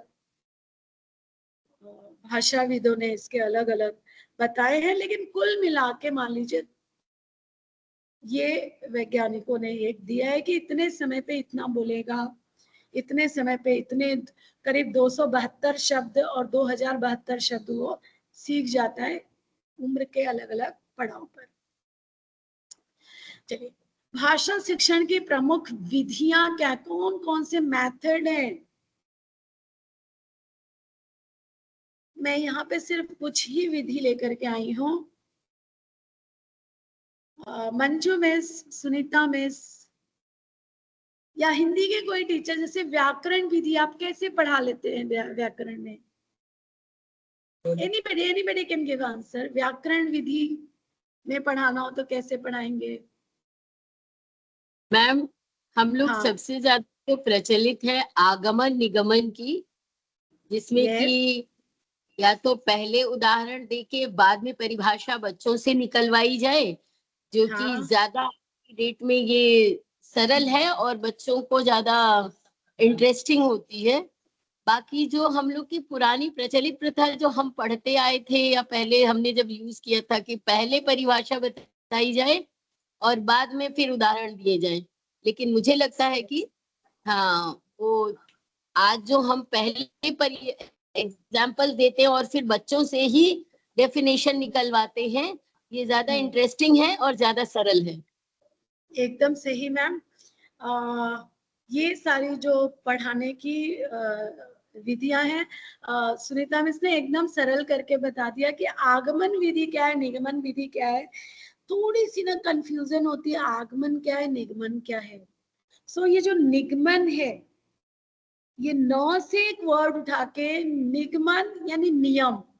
तो सबसे पहले आप नियम सिखा दो और फिर संज्ञा क्या उसका परिभाषा बता दिया, फिर उसके बाद एग्जाम्पल दे करके निगमन नियम। तो क्योंकि जब क्वेश्चन में आता है सीटेट के प्रश्न में, तब लगता है निगमन क्या, उदाहरण दे के समझाने वाला निगमन है कि नियम। तो इसमें थोड़ा सा कंफ्यूजन को दूर करने के लिए अ है, आ से उदाहरण कर लीजिए, आ मिलता जुलता साउंड है, उदाहरण। और न नी से नियम, नियम मतलब पहले परिभाषा सिखाओ, बाद में उनको पूछो। आगमन आ से ले लो उदाहरण बता के, फिर उनको हमने उसके परिभाषा की ओर लेके जाना। तो ये दोनों विधियों में अंतर है, दोनों में। इसके ऊपर सीटेट में क्वेश्चन पूछा जाता है, इसलिए मैंने ध्यान से ये लेकर के आई हूँ आपके सामने। संप्रेषण परक विधि यानी बोलचाल के प्रत्यक्ष विधि, कुछ सामने से करके दिखाना, जैसे रोल प्ले वगैरह हो गया, नाटक हो गया, उसमें कभी कभी हमें करके दिखाना पड़ता है। सम्मिश्रण विधि यानी हर तरीके की विधियों को आप अपने टीचिंग्स में उपलब्ध करवा करके बच्चों को कोई चीज सिखाते हैं, तो ये हो गया सम्मिश्रण विधि। अब ये जो तीन जो है वैज्ञानिक है, तीन भाषाविद हैं, इन भाषाविदों को हमें बहुत ध्यान से पढ़ना होगा। एक तो पहले है जीन पियाजे। जीन पियाजे की जो थियरी है अहम केंद्रित वाद, जिसको अंग्रेजी में कहते हैं ईगो सेंट्रिक टॉक, ये थोड़े थोड़े से अंतर है। इन वैज्ञानिकों ने जो रिसर्च किया, उस रिसर्च के आधार पे जीन पियाजे का मानना है कि पहले कॉग्निटिव संज्ञात्मक यानी कॉग्निटिव डेवलपमेंट पहले होता है, थॉट्स बाद में आता है, ऐसा जीन पियाजे जी का कहना है। अहम केंद्रित वाक्य क्या होता है? अहम केंद्रित यानी बच्चा खुद से ही बोल बोल के करता है। 2 से 6 साल का बच्चा जो है वो जब सॉल्व करता है, कार्ड वगैरह लगाता है लाइन से, पहले ये डालूंगा फिर ये डालूंगा, ऐसे बोल बोल के करता है। That is called ego centric, अहम केंद्रित वाक्य। जीन पियाजे का मानना है कि पहले विचार आता है, पहले थॉट्स आता है, भाषा बाद में आती है। जीन पियाजे का और भी मानना है कि विचार से भाषा आती है, यानी कि पहले जब बच्चा, मान लीजिए मोबाइल है, मोबाइल देखता है, उसके हाथ में पेन आता है, तो पेन आता है तो वो विचार करता है, ये क्या हो सकता है, इसका क्या अर्थ है, तब जाकर के वो सोचता है, विचार करता है, और विचार के बाद एक भाषा आती है कि ये कलम है कि ये क्या है, ऐसा जीन पियाजे जी का कहना है। नेक्स्ट देखते हैं लिव वाइगोत्स्की का क्या कहना है कि बच्चा, ये एक सोशलिस्ट बिहेवियरिस्ट भाषा वैज्ञानिक रहे हैं। इनका मानना है कि परिवेश से अंतः क्रिया करके बच्चा भाषा को सीखता है। प्राइवेट स्पीच यानी निजी खुद से बात करने को इन्होंने बहुत संज्ञानात्मक डेवलपमेंट में, बहुत संज्ञानात्मक यानी दिमाग का, थिंकिंग, मेमोराइजिंग एनीथिंग, ये चीज मतलब संज्ञानात्मक विकास में सहायक होता है। और मानव का भाषा सर्वश्रेष्ठ यंत्र है। Language is a very important tool. जब मैंने पूछा था, वैशाली मिस ने आंसर भी दिया था कि हाँ, ये भाषा हमारी प्रगति के मूल में रही है। लैंग्वेज वेदों से लेके, पुराणों से लेके, जो लैटिन, ग्रीस की जो भाषा रही है, कहीं ना कहीं उससे स्क्रिप्ट आया, ज्ञान को एक पीढ़ी से दूसरी पीढ़ी तक पहुंचाया, और इसलिए आज मानव जाति की समृद्धि में सबसे बड़ा योगदान है, तो वो है भाषा का। सामाजिक सांस्कृतिक, लेव वाइगोत्स्की का मानना है कि विचार और लैंग्वेज दोनों साथ में चलते हैं और बाद में एकाकार हो जाते हैं। भाषा इनके अनुसार पहले आती है, डेवलपमेंट बाद में आती है। देख लेते हैं तीसरे वैज्ञानिक जो है नोम चॉम्स्की। इनका है कि बच्चे, जैसा इसने अभी बता ही दिया था कि बच्चे के पास में इन्नेट एबिलिटी है किसी भी भाषा को अक्वायर करने में, जन्मजात शक्ति है उसके पास में। एक लैंग्वेज एक्विजिशन डिवाइस, मतलब वो सीखता है, अपने आप सीखता है, उसके अंदर एक डिवाइस है, ऐसा नोम चॉम्स्की का मानना है।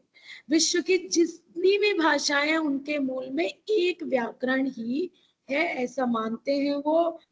मतलब जो व्याकरण है, किसी भी एक व्याकरण के माध्यम से भी सारी भाषाएं प्रकट की जा सकती हैं।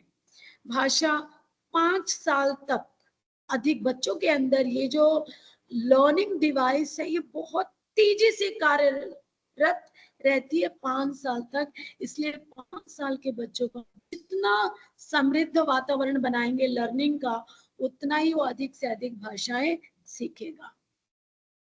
चलिए, भाषा कौशल किस तरीके से, कौशल यानी स्किल्स, ये स्किल्स हम कैसे प्राप्त करते हैं, इसके ऊपर भी क्वेश्चंस हिंदी पेडागोजी में भी, इंग्लिश की पेडागोजी में भी जरूर आता है। भाषा में ग्रहणात्मक यानी ग्रहण करने के कौशल सुनना और पढ़ना के माध्यम से होता है। अभिव्यक्त कैसे करते हैं, बोलना और लिखना के माध्यम से होता है। भाषा के विकास में ये चारों है। ऐसे तो वैज्ञानिक क्रम में आता है, लेकिन जब हम सिखाते हैं तो चारों को आप कैसे भी यूज कर सकते हो, सुनना, बोलना, पढ़ना।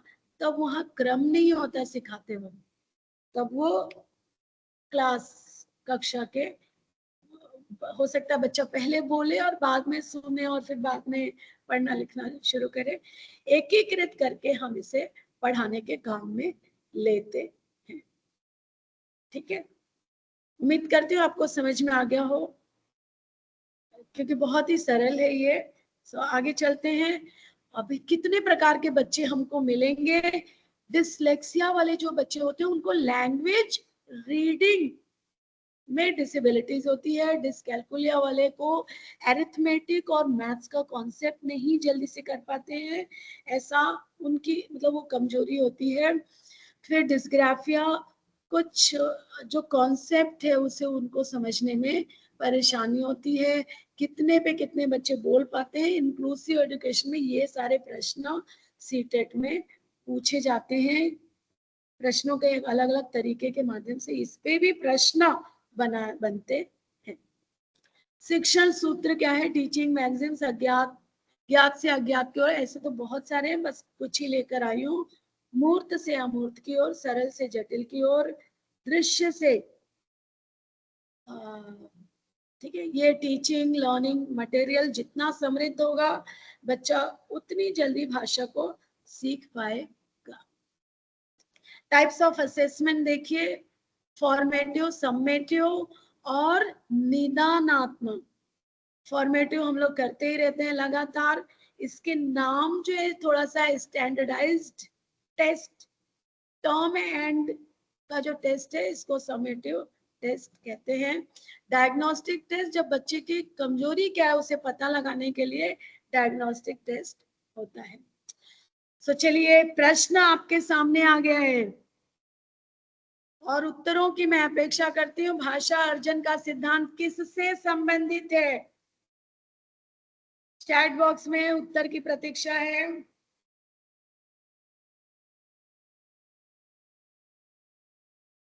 Okay. Yes, I'm getting answers. All A, B, A. So चलिए राइट आंसर देख लेते हैं। राइट आंसर इसका ए है। नोम चॉम्स्की ने बताया है कि इननेट एबिलिटी है भाषा अर्जन। नेक्स्ट क्वेश्चन है, प्राथमिक स्तर पर एक अध्यापिका संज्ञा पढ़ाते समय सबसे पहले संज्ञा की परिभाषा बताती है, उसके बाद उससे संबंधित उदाहरण समझाती है। अध्यापिका व्याकरण शिक्षण की कौन सी विधि अपनाती है? आगमन, निगमन, सूत्र विधि, प्रत्यक्ष विधि, कौन सी विधि? Yes answer. चलिए सही उत्तर देखते हैं। ये रहा आपका उत्तर, सी वाला।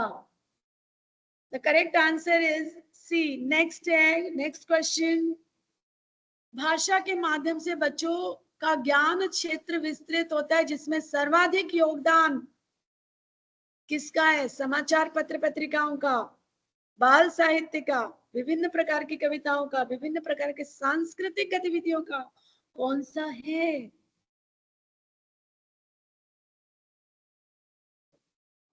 यस, चलिए देखते हैं कि सीटेट ने किस उत्तर को सही माना है। करेक्ट आंसर बी है, बाल पत्र पत्रिकाओं को सही उत्तर सीटेट ने माना है। नेक्स्ट क्वेश्चन है, प्राथमिक स्तर की पाठ्य पुस्तकों में कार्टून, भाषण, विज्ञापन आदि बच्चों की भाषा क्षमता के विकास में यस सहायक होते हैं, अनुपयोगी होते हैं, बाधक होते हैं, क्या होते हैं? A answer. स्नेहा मिस ने दे दिया ए आंसर, सुनीता मिस ने दिया ए आंसर। यस, ये रहा आपका उत्तर, ए आंसर। नेक्स्ट क्वेश्चन आपके सामने पेश कर रही हूं, भाषा शून्य में विकसित नहीं होती, इसका शैक्षिक निहितार्थ है कि किसी भाषा सीखने के लिए अनिवार्य है विद्यालय की पढ़ाई लिखाई, भाषा की प्रयोगशाला, पारिवारिक संवाद या सामाजिक अंतःक्रिया। कैसे? यस यस, कौन सी पद्धति से? परिवार हमारे समाज का हिस्सा है। सो चलिए इसका उत्तर देखते हैं। सामाजिक अंतःक्रिया से बच्चा तुरंत भाषा सीखता है जब वो रिएक्ट करता है समाज के अंदर, परिवार के अंदर। दूसरा है बहुभाषिकता, मल्टीपर्पज लैंग्वेज। बहुभाषिकता हमारी पहचान भी है और हमारी डैश, वह डैश का अभिन्न अंग है। Yes, I'm getting A answer. Yes, Sunita miss ने ए दिया है, सरिता मिस ने ए दिया है। Yes. तो चलिए उत्तर देखते हैं क्या है उत्तर। ये रहा उत्तर, ए के उत्तर में था सभ्यता और संस्कृति। हमारी सभ्यता व हमारी संस्कृति का पहचान है, ए उत्तर। नेक्स्ट है आगमन विधि में छात्र अग्रसर होता है। इसको सुनीता मिस ने बहुत अच्छे से समझा दिया था। आगमन विधि विशिष्ट से सामान्य की ओर, सामान्य से विशिष्ट की ओर, सामान्य से की ओर, विशिष्ट से विशिष्ट की ओर। स्पेसिफिक,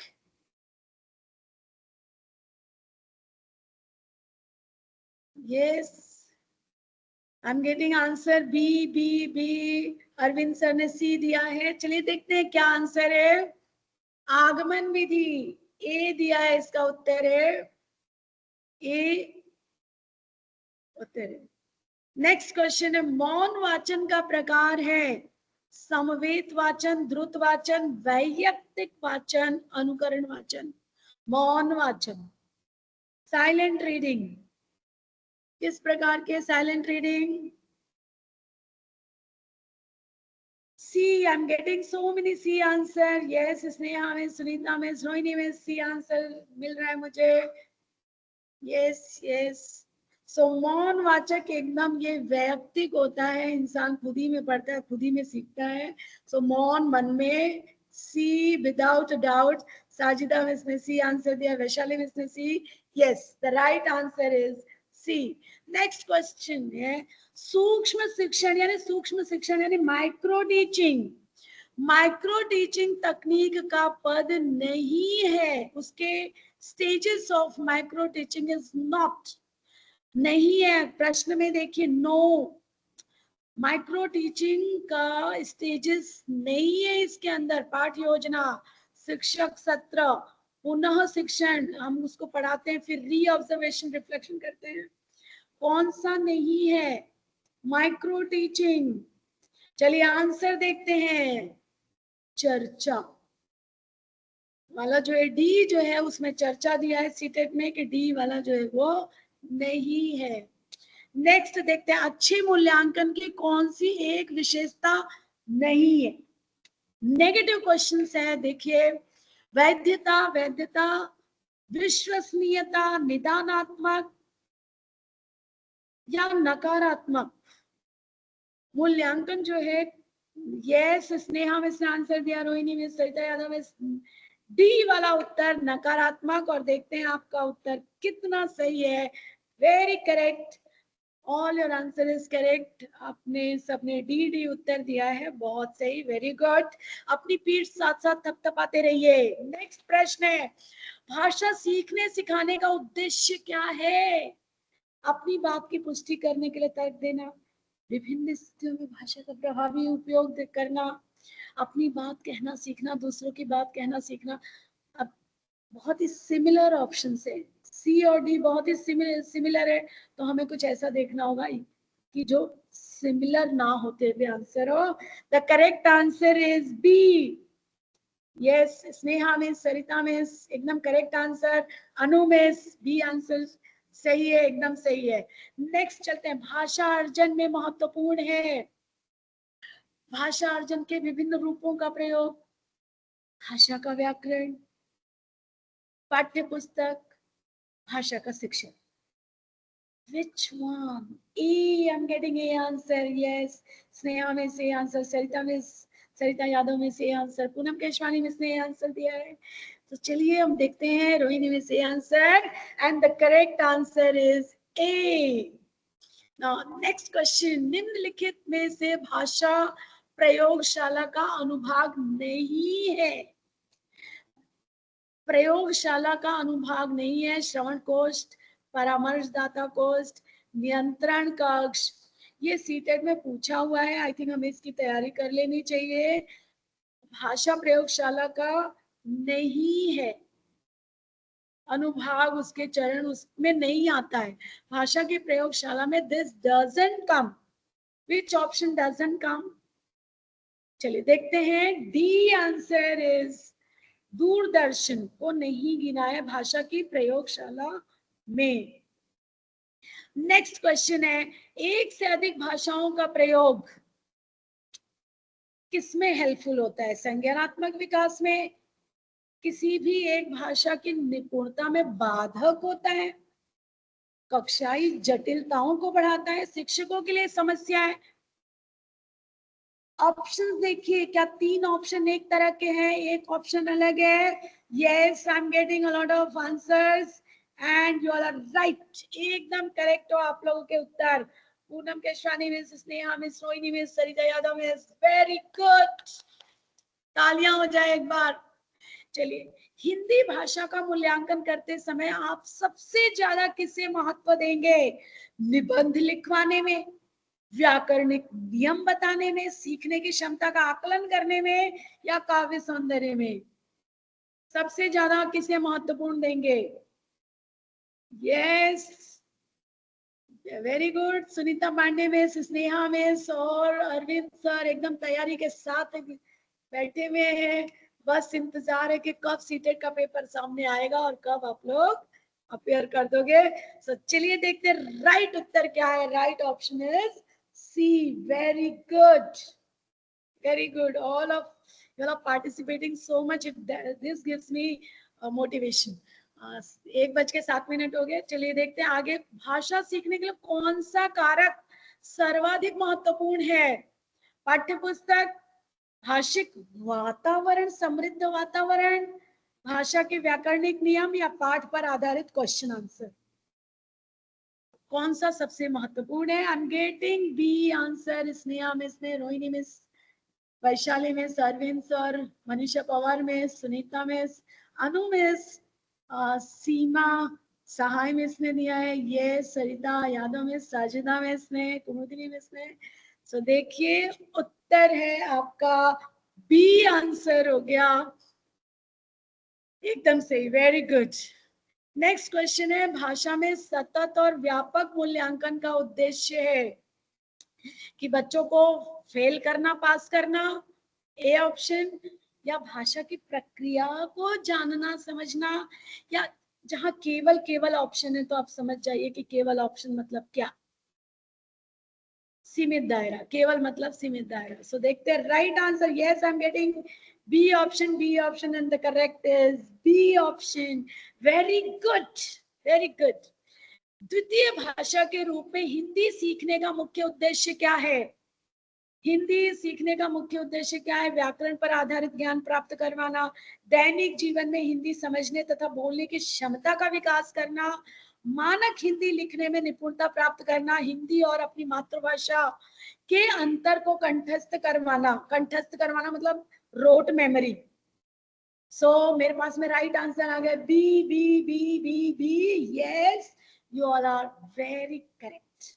बस भाषा की पाठ्यपुस्तक में ऐसे पाठ रखे जाएं, कौन सी लेसन्स रखनी चाहिए? जब हम बुक इवेल्युएशन करते हैं तो कौन से तरीके के पाठ रखे जाएं? I am getting answers. Yes, yes, I am getting B answer एकदम सही है आप लोगों का, शायद B answer, and the correct answer is B.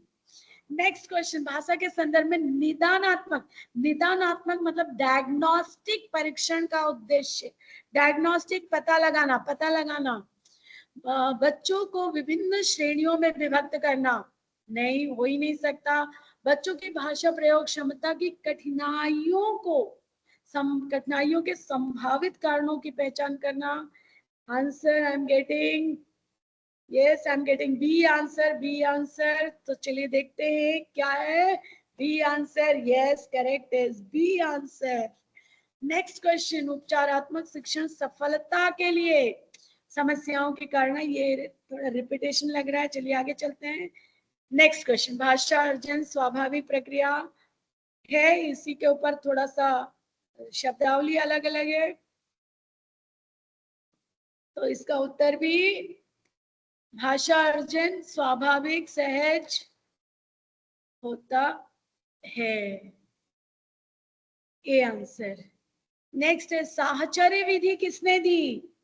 एक आप ऐसे भी पूछ लेता है कि जॉन डीवी की पद्धति क्या रही है, या स्किनर ने किस चीज पे महत्व दिया, तो साहचर्य की पद्धति में आंसर देखिए, हर्बर्ट ने दिया, मॉन्टेसरी ने दिया, राइबर्न ने दिया या हंटर ने दिया? किसने दिया ये साहचर्य पद्धति? Answer is B, Montessori. साहचर्य मतलब एक दूसरे के साथ साथ सीखना, मॉन्टेसरी का ये सिद्धांत था। कक्षा में उच्चारण कराते समय अध्यापक पहले बोलता है, बाद में बच्चे बोलते हैं। सो कौन सी पद्धति है ये? कौन सी पद्धति है ये? A option, I am getting many answers. A Vaishali में से, मनीषा में से, सीमा में से। So the answer is A option correct है, अनुकरण विधि। नेक्स्ट इज निगमन प्रणाली क्या है? निगमन प्रणाली, उदाहरण देना, अनेक उदाहरण प्रस्तुत करना, पहले कई नियमों को प्रस्तुत करना, पहले नियमों को बताना, फिर उसकी व्याख्या करना। देखिए ये ऑप्शन जो है बहुत करीब है, तो देखिए कौन सा उत्तर सही है, सी और डी। बी, ए भी तो है ही नहीं। तो चलिए देखते हैं, करेक्ट आंसर इज डी, उदाहरण के बाद में परिभाषा। ठीक है, विद्यार्थी अक्षर विन्यास और वर्तनी की अशुद्धियां ना करे, इसके लिए कौन सी पद्धति? स्पेलिंग सुधरवाना है बच्चे की। Which method we should follow? काव्य रसास्वादन, कहानी लिखवाना, शुद्ध लेखन। Yes, I am getting C answer, very good. Rohini, Kunj miss, Sneha miss, Vaishali miss, Kumudini miss, yes, Seema Sahay, Sunita Pandey, Kashmira miss, yes, the right answer is C option. Next है, राष्ट्रभाषा से तात्पर्य नहीं है। राष्ट्रभाषा से तात्पर्य नहीं है अधिकतर लोगों की भाषा, सरकारी कार्यों की भाषा, जनसामान्य की बोलचाल की भाषा, इनमें से कोई नहीं। And the correct option is option B, राष्ट्रभाषा जो सब में बोली जाए, सरकार की भाषा जो कार्यालयों की भाषा हो। So B is the correct option. देख लेते हैं, सरकारी कार्यों की भाषा, बी ऑप्शन को राष्ट्रभाषा से तात्पर्य नहीं में माना गया है। ओके, मंदिरा, बस 4 सवाल और रह गए। मंदिरा पहली कक्षा में पढ़ती है, वह मुझे आम बहुत अच्छा लगता है, मैं थक गई, वाक्यों का प्रयोग करती है। तो उससे क्या पता चलता है कि उसको लिंग, वचन, कारक आदि की दृष्टि से सर्वनाम का प्रयोग करना जानती है। वो केवल सर्वनाम पता है उसको, केवल लिंग की दृष्टि से ही सर्वनाम जानती है, उसे केवल मैं का प्रयोग करने आता है। So I'm getting answer from Sneha Miss, Kashmira Miss, Rohini Miss. A option I'm getting, Arvind sir. B option दे रहे हैं, वैशाली मिस 4, सुनीता मिस 1 को कह रही आंसर। चलिए देखते हैं, the right answer is 1. Next है, भाषा नियमों की जानकारी से ही निकलती है, विद्यालय में सीखी जाती है, एक नियमबद्ध व्यवस्था है, व्यवस्थाओं की व्यवस्था है। भाषा सदैव व्याकरण के नियमों के का पालन करते हुए आगे बढ़ती है। Which option is the correct option? Yes, yes. Sarita Yadav miss ने 4th दिया है, सीमा सहाय मिस ने ए दिया है, सुनीता पांडे 3rd, कश्मीरा मिस ने 4 दिया है, अरविंद सर ने 3 दिया है, स्नेहा मिस ने 3 दिया है। चलिए देखते हैं कि ये क्या है, भाषा क्या है। तो भाषा व्यवस्थाओं की व्यवस्था है, प्रणालियों की प्रणाली है। So option 3 is the right answer. Thank you so much. Okay, भाषा पाठ्य पुस्तक का निर्माण करते समय सबसे कम महत्वपूर्ण बिंदु है, जिसमें कम बच्चे को बहुत ही कम सीखने को मिल रहा है। भाषा की विभिन्न छटाएं, अभ्यासों के वैविध्य, पाठों की संख्या, विषय वस्तु में वैविध्य, सबसे कम महत्वपूर्ण बिंदु कौन सा है? उत्तर 1 को दिया है, भाषा की विभिन्न छटाओं को निर्माण करते समय कम महत्वपूर्ण बिंदु बताया है। चलिए आगे देखते हैं, कोई बात नहीं। एक से अधिक भाषाओं का प्रयोग किसी भाषा में निपुणता में बाधक होता है, जटिलताओं को बढ़ाता है, शिक्षकों के लिए समस्या है, संज्ञानात्मक विकास में सहायक होता है। एक से अधिक भाषा किस लिए इंपॉर्टेंट है, चलिए देखते हैं। आंसर 4, कॉन्सेप्ट को, संज्ञानात्मक शक्ति को अधिक बढ़ावा देता है। 4 इज द राइट आंसर। आप लोगों ने ये उत्तर दिया भी है। नेक्स्ट क्वेश्चन, प्राथमिक स्तर पर भाषा की पाठ्य पुस्तकों में किस तरह की रचनाओं को स्थान दिया जाना चाहिए? कहानी अथवा कविताओं को, विदेशी साहित्य की रचनाओं को दिया जाना चाहिए, या ऐसी रचनाएं जो व्याकरण के परिवेश से जुड़ी हो और जिनमें भाषा की अलग अलग छटाएं हो? सो कौन सी वाली? Yes, I am getting third option. Yes, third option, third is the right answer. Very good. Now next, संज्ञा शब्दों के उदाहरण दीजिए। किससे ज्यादा सीख पाएगा? बादल, आसमान, चिड़िया। बच्चे के साथ संज्ञा शब्दों का प्रयोग करते हुए कहानी लिखवाने में, इसमें बच्चे का भाषा ज्यादा पता चलेगा, या संज्ञा की परिभाषा लिखवाने में बच्चे की भाषा पता चलेगी, या सिर्फ परिभाषा? दोनों ऑप्शन सेम है, 3 and 2। Yes, yes, I'm getting right answer from Aarti Bedekar, Vaishali ma'am, Sarita Yadav is Kumudini Miss Sneha is, and let's see what is the right answer.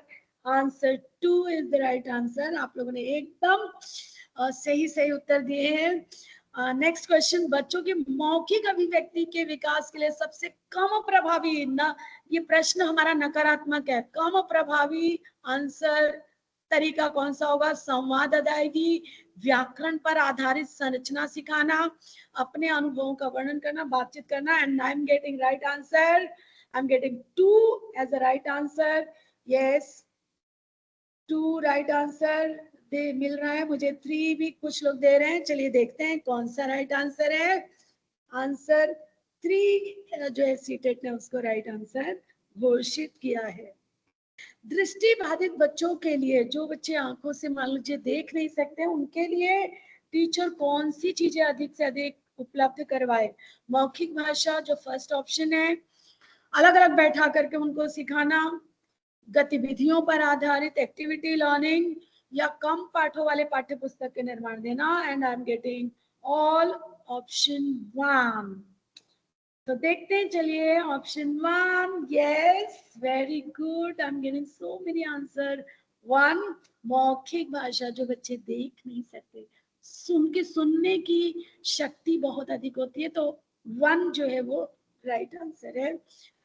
बच्चे विद्यालय आने से पहले भाषा के चारों कौशलों पर अधिकार रखते हैं क्या? लिखना, पढ़ना, बोलना, सुनना, या नियमबद्ध व्यवस्था के व्यावहारिक कुशलता के साथ आते हैं, कोरी स्लेट होते हैं, भाषा का समुचित उपयोग करने में समर्थ नहीं होते हैं? सो विद्यालय आने से पहले बच्चे क्या होते हैं? व्यावहारिक कुशलता को जानते हैं, चारों कौशलों को जानते हैं। सो चलिए राइट उत्तर है दूसरा वाला। वो जो भाषा की व्यवस्था है उसको पता है बच्चे को, लड़का खाता है, लड़की चलती है, तो वो उनको बोलने में आता है। तो व्यावहारिक उसको प्रकट करने में बच्चे समर्थ होते हैं। अभी आप लोगों ने जितनी ईमानदारी से, जितनी सच्चाई से एक एक प्रश्न का उत्तर दिया है कि सीबीएसई भी हैरान होगा कि ओ माय गॉड, जीबीएमएस के टीचर्स इतने सही उत्तर दिए जा रहे हैं। और सब लोग, जितने भी लोग हमारे अपने शिक्षक भाई बंधु अपियर कर रहे हैं ये एग्जाम, अच्छे से फ्लाइंग कलर से पास हों, इसी शुभकामनाओं के साथ मैं अपनी वाणी को विराम देती हूँ। धन्यवाद। यही जज्बा रहा तो मुश्किलों का हल भी निकलेगा। जमीन बंजर हुई तो क्या हुआ, जल भी निकलेगा। न हो मायूस ना घबरा अंधेरों में से मेरे साथी, इन्हीं रातों के दामन से सुनहरा कल भी निकलेगा। Thank you so much, thank you. अगर किसी को कोई समस्या हो, मैंने बहुत 20 मिनट ज्यादा ले चुकी हूँ, थोड़ा सेशन देर से शुरुआत हुआ था। So thank you so much. ये मीटिंग और आप लोगों से पूछने से पहले एक बार धन्यवाद दे दूं। Thank you Veena ma'am, principal Madhu ma'am, STNC Khyati ma'am, मुझे ये अवसर देने के लिए कि मैं थोड़ा सा कुछ कर सके, आपके सामने प्रस्तुत कर सके। Thank you so much. और जो मेरे टीचर, जो मेरे अपने साथी सहयोगी जैनी मिस, जिन्होंने मुझे पूरा ये सेट करके दिया, और जो मेरे साथी यहाँ पे उत्तर दे दे के मेरा यहाँ से मोटिवेट करते रहे, थैंक यू सो मच। मैं दिल से आप सभी की आभारी हूँ।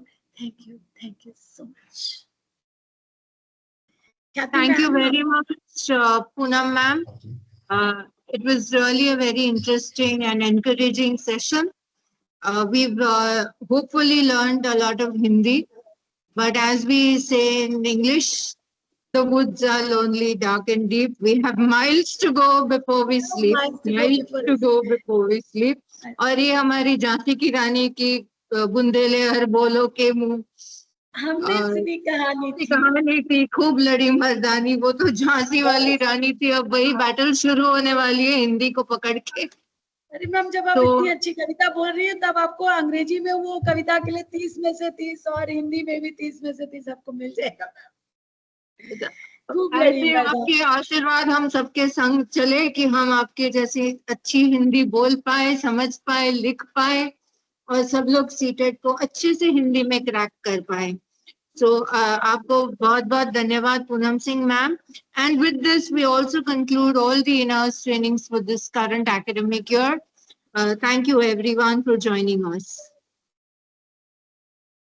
Wonderful session Poonam Singh ma'am, बहुत बढ़िया रही ट्रेनिंग। बड़े ध्यान से मैं सुन रही थी, बहुत इंटरेस्टिंग लग रहा था। एंड आई वाज ट्राइंग कि मैं अपने फीडबैक को हिंदी में लिखूं, लेकिन असफल रही। So I am going to speak in English only. So your expertise have made the topic easier to grasp. I hope all the teachers were the way they were responding to your MCQ, जितना मजा आपको आ रहा था question पूछने में, उससे ज्यादा मजा टीचर्स को आ रहा था। एंड वंडरफुल सेशन, बहुत अच्छी तरह से आपने कंडक्ट कर दिया, काफी अच्छी प्रैक्टिस भी दी, which has reinforced the concepts and has prepared the teachers. So thank you so much. Thank you. And एक suggestion है अभी, because Hindi and English teachers will find it difficult to answer in the subject of science and maths. So वैसे तो उनका होगा नहीं, they will be having only social science, but they can help each other, each other in their subjects. So some inputs can be taken from each other. Yes ma'am, yes ma'am. Thank you. Thank you. Thank you. Thank you, Poonam ma'am. Thank you, Wonderful session. Thank you, Poonam ma'am. Wonderful session. We really enjoyed. Thank you. Thank you. Poonam Singh ma'am, very good session. Thank you, ma'am. Thank you so much, ma'am. Thank you.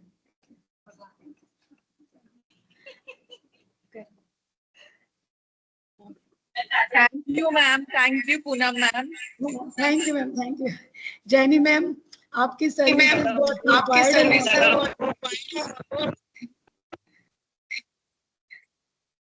Thank you, ma'am. Thank you, ma'am. Thank you so much, ma'am. Thank you.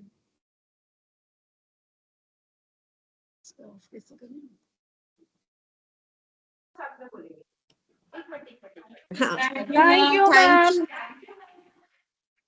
Thank you, ma'am. Thank you. Thank you so much. Thank you so much. It was very insightful. It was really too detailed, Hindi that I think I also answered a few questions, but few of them I felt was very, very difficult. कोई बात नहीं ma'am, हम लोग exam में तैयारी करके जाएंगे, सब आसान हो जाएंगे. I just have a request to make. After we finish today's training, before the meeting ends, Poonam Singh ma'am, आप meeting का पहले recording stop कर दीजिएगा, फिर red button में end meeting for all click कीजिएगा. But before she stops the meeting and before she ends it, everybody please log out of the meeting. Otherwise, the recording will continue for the number of hours that you are logged in for. So we are having a lot of technical issues then. editing the recording. So please log out, everybody. Today was the final session. We don't need to log in again. Thank you.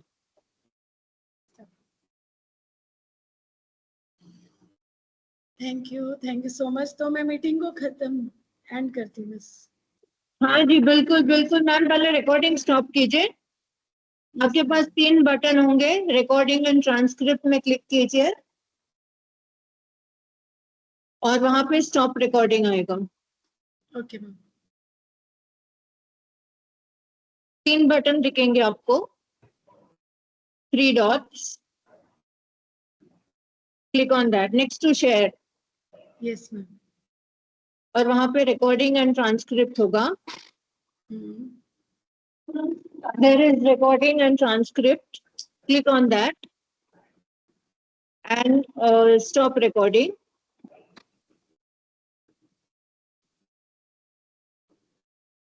And red button से end meeting for all. Okay ma'am.